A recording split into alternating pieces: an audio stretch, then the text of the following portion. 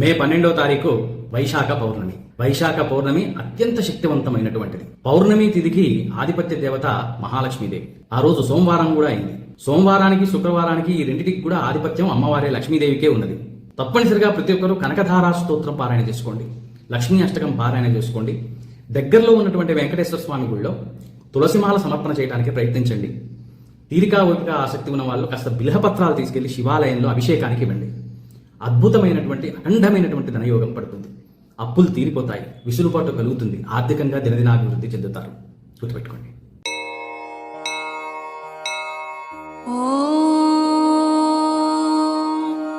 నమస్తేస్తు మహామాయే శ్రీపీఠే సురపూజితే శంఖచక్రగదాహస్తే